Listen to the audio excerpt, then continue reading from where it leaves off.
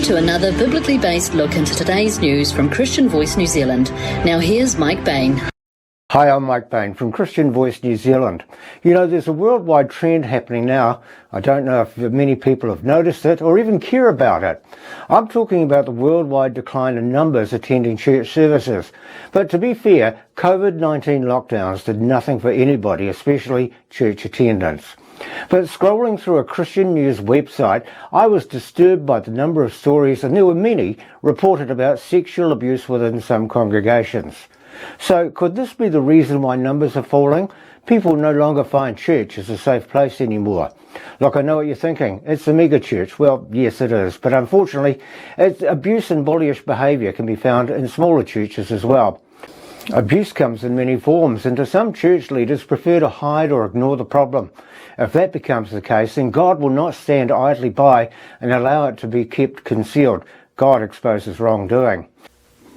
I'm encouraging pastors and church leaders of congregations to go back to the basics and read the Bible, and they'll understand their abuse of others in God's name will be uncovered.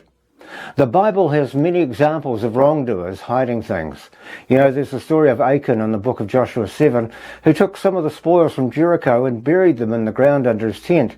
And then there's Ananias and Sapphira in Acts 4, who, when asked a question about a land transaction, they lied.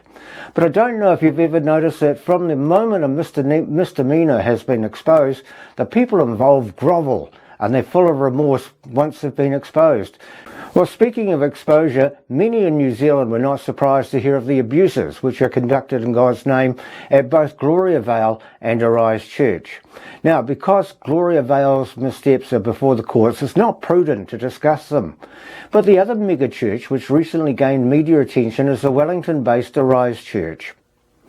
Much was made of the abuse of power levelled at interns, and we made comment on it in an earlier podcast. But when problems were exposed in the media, the leadership of Rise Church initiated a review of its practices. Well, had they been attentive, I suspect the leadership was or should have been aware of what was happening to the flock they were supposed to be shepherding. Interns were asked to work long hours and do cleaning, driving, babysitting and gardening for pastors. And there were also allegations of sexual harassment, bullying and manipulation. Senior Pastor John Cameron chaired the leadership board and as such had previously admitted the church allowed a culture of performance, and this negatively affected Arise Ministry School students. But when he announced in April that he was stepping aside from his pastoral duties, an independent review was initiated by Pathfinding, a Christian response management company. Cameron promised that things would change. "We're going to listen and learn," Cameron said. "We're open for dialogue and will be making the organisational changes recommended." Cameron resigned as senior pastor the following month. But Pathfinding made 92 recommendations in its 49-page report. They range from encouraging diversity to an independent review of the church's finances and pastors' discretionary spending. Pathfinding also called for the resignations of the church board. The reason? Because it had lost its moral mandate to govern. Remember the promises from Cameron that they were going to learn, be open for dialogue and make the organisational changes recommended? Turned out to be just empty talk. Following the report, not only did no member of the board resign, they also declined to release the report, despite previous commitments, or publicly say what recommendations had been made. Well, despite wanting to be open and learn from the recommendations in the report, Cameron and his wife Gillian placed a legal non-publication order on the report through the Employment Relations Authority. Ask yourself, what is it that they didn't want the public to know? But I can't help feel the hand of God when the reports were leaked to and subsequently published by the media. You know, the Employment Relations Authority overturned that non-publication order.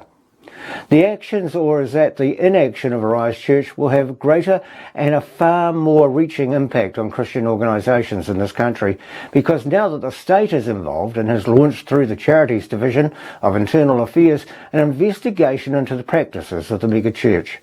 And the question is, where will it end? Will the other megachurches come under scrutiny as a result? As a Christian, it makes me sad when the only time we see or hear about those professing to represent God in the news is for bullyish or sexual behaviour. Jesus said, "Judge a tree by its fruit," and Arise Gloriavale and the Catholic Church, along with others, has failed to represent God in spirit and truth. If you're a current member of Arise, your leadership has stumbled. Now would be a suitable time to explore options. You know, there are red flags at Arise, and I'll stand corrected if change occurs. But the evidence thus far shows they don't appear to be open and transparent about the report's conclusion. It's still business as usual with the same board running the church. A replacement pastor for John Cameron has been appointed. But unless the leadership is willing to change, then God will once again step in and expose its wrongdoing. Large churches need to be vigilant about members in their midst who may be wolves in sheep's clothing. And they need to wake up to the fact that the church is an earthly representation of God's kingdom, and that the business model some churches follow is inappropriate for organisations that have volunteers. You know, Jesus said no man can serve two masters. We, that is all Christians who make up the church in New Zealand, should be praying for the 10,000 people who attend Arise throughout the country, that God will lead them to a place where they can find rest and comfort in His Word. And we also need to pray for our own congregation to ensure any wrongdoing which is covered up is exposed.